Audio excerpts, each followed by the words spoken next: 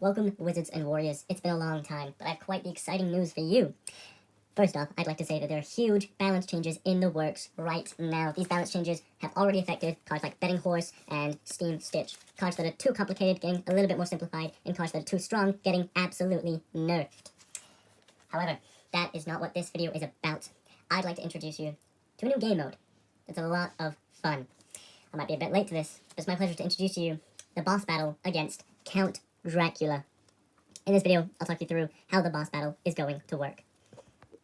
The bosses will have a main card to show their phases. So, of course, Count Dracula Phase 1 has 20 HP, compared to Phase 2 is 25. And they also come with a separate card to show you any abilities that come during these phases. More on that later.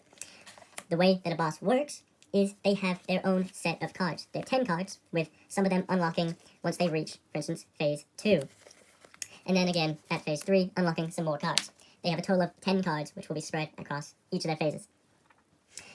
The boss will go first and has 3 actions, so that means they can play 3 cards, and then the players will take their turns in any order.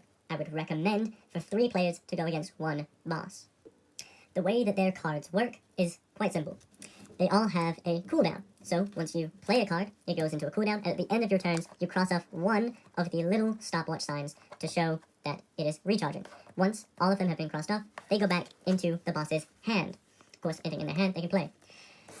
The Vampiric Bite obviously has no stopwatches. This means you can do it multiple times per turn, and obviously that means it's the weakest. The next phase cards will only start unlocking once they reach that phase. They do not start to unlock during the first phase. Guaranteed kills will only half the current HP of any bosses. This is just a way to make sure that they're not being absolutely destroyed. And now we'll go phase by phase to show you what this boss has. Looking at Phase 1, he has 20 HP, no abilities, but obviously there are special cases. Peg Leg, if you play it on him and then you hit him, counts as a guaranteed kill. If a Lighthouse is played, then at the start of Dracula's turn, he'll take 10 damage, and Broken Mirror does not work, because obviously vampires can't see their reflections. During Phase 1, Count Dracula has access to 4 cards.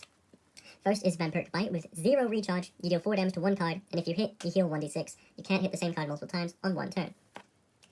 Then we have Vampiric Wings, 1 recharge, you deal 1d6 to a card, 2d6 if they are less than half their maximum HP, 3d6 if they're on 1 HP, and you heal 2 HP per dice that you rolled. So if you're rolling 1 dice, you heal 2. Then we have Double Fang, which is 2 recharge. Until the end of Count Dracula's turn, the first attack with healing through damage, the healing is doubled.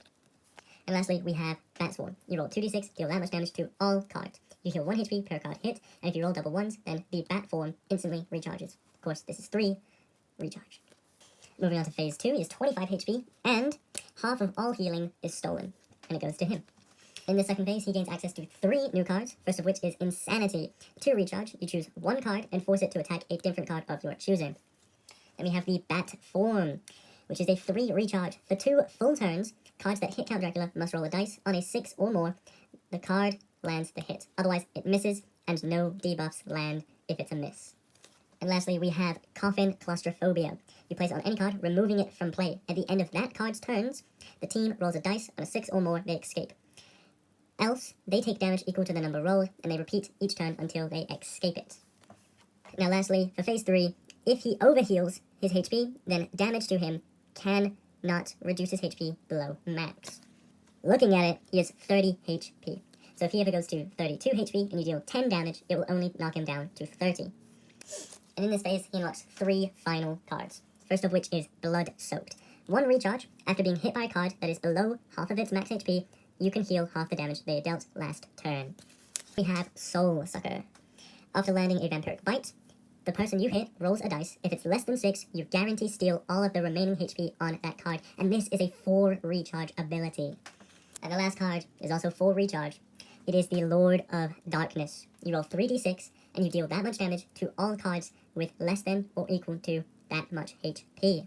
So if you rolled 18, every card with 18 or less HP would die, and you heal however much you rolled. Again, 4 recharge. Now that is the boss fight. I think this is fun, and playtesting it is quite a lot of fun. Again, it is intended for 3 people to fight it, for it to be balanced, due to the fact that 3 people can do lots of damage. In the comments below, I'd like you to tell me what you think of these bosses, and any cards that you think need to be balanced in the entire game for the balance changes that are coming quite soon. And also tell me if you'd like any more bosses in the game, or if 1 is enough.